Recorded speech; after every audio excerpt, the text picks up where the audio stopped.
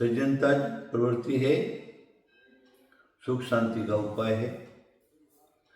दुर्जन प्रवृत्ति है, दुख और अशांति का प्रकार है। हमको ये अवश्य ध्यान रखना है, हमारे अंदर दुर्जनता नहीं आना चाहिए, हमारे अंदर सज्जनता आना चाहिए। जितनी सज्जनता है, जितनी सज्जनता है, जितनी सज्जनता है, उतना उतना उसके जीवन में सुख शांति और समृद्धि। सज्जनता से स्वर्ग, दुर्जनता से नरक। देखो,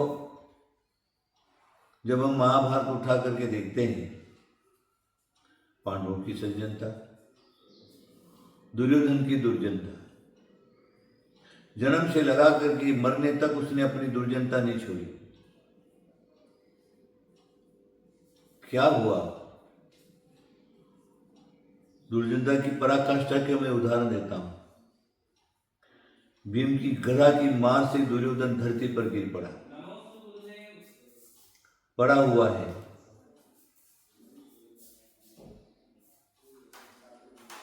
घायल पड़ा हुआ है, प्राण कंठगत है। इतने में अश्वत्थामा उसके पास पहुंचता है, बोलता है, राजन, तुम्हारी इस प्रकार की दुर्दशा है,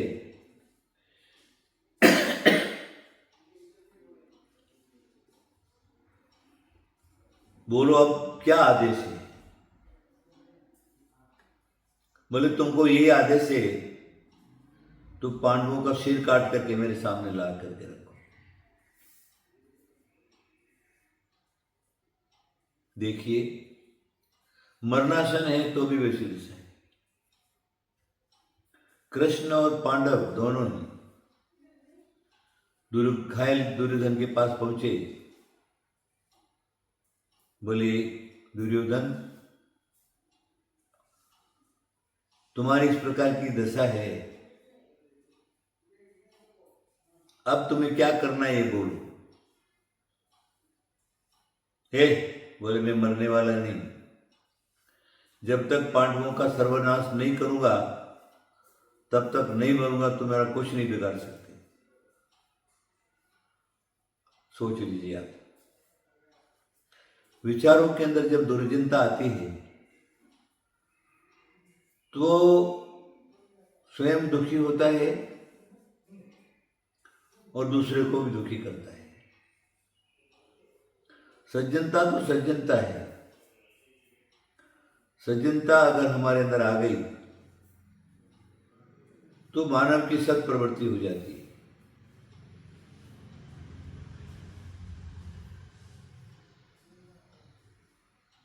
ऐसा कहा है, 4 मिले 64 खुले,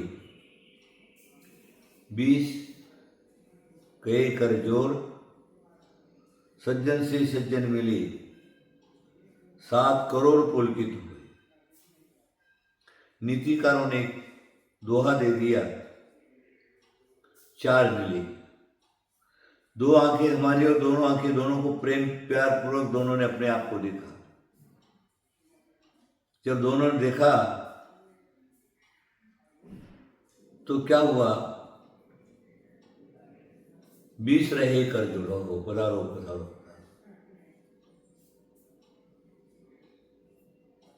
4 मिले 64 खुले, 32 दांत हमारे बनते तो हा हा हा, पधारिए पधारिए। सज्जन से सज्जन मिले, 7 करोड़ पुलकित हुए। 3.5 करोड़ हमारे शरीर की रोमंग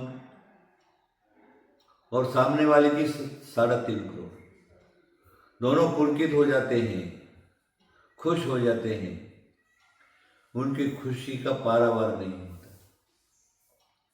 ये सज्जन से सज्जन के मिलने की बात कही, उसकी बराबरी तो कोई करे ही नहीं सकता। हमें अपने अंदर अवश्य ही सज्जनता लाना चाहिए। दुर्जनता तो दुर्जनता ही है, ये भव में भी दुख भोगता है, पर भव में भी दुख भोगता है। दुर्जन को कोई सहारा नहीं देता। एक बार उसकी दुर्जनता लोगों के सामने आ गई, कोई उसके नजदीक ही नहीं जाता, कहता है ये दुर्जन है। उसको कोई सहारा नहीं देता, उसको कोई सहयोग नहीं करता, संकट में भी उसकी रक्षा करने वाला कोई नहीं रहता। और सज्जन जिधर चला जाए उधर सब जगह मान सम्मान उसको प्राप्त होता है।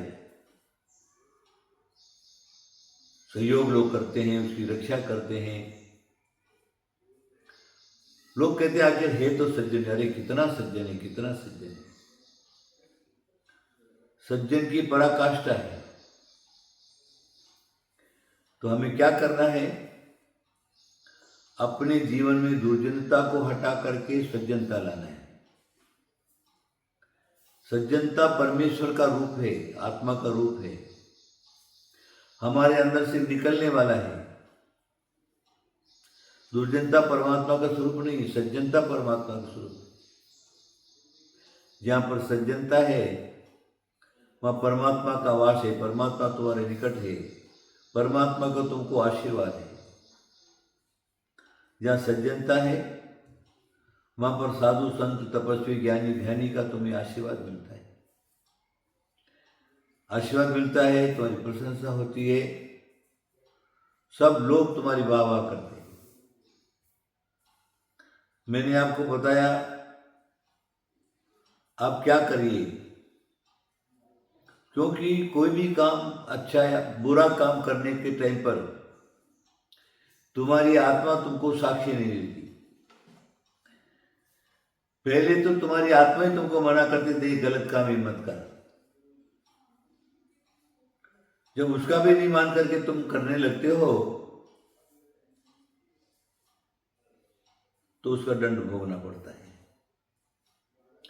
जो भी तुम्हारे अकार्य हैं, दुष्टता के कार्य, दुर्जनता के कार्य, अगर तुमको तुम्हारी आत्मा पहले साक्षी नहीं देगा, परिवार में जिसको भी मालूम पड़ गया तुरंत रोकेंगे, ये काम तू कर रहा है वो अच्छी बात नहीं है, तू संकट में पड़ जाएगा।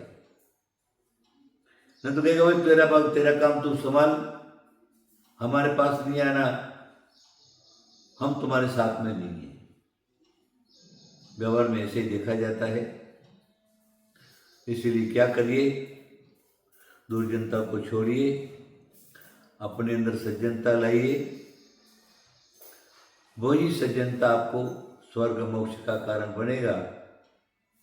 सज्जनता ही सुख का कारण है। आशीर्वाद आशीर्वाद आशीर्वाद।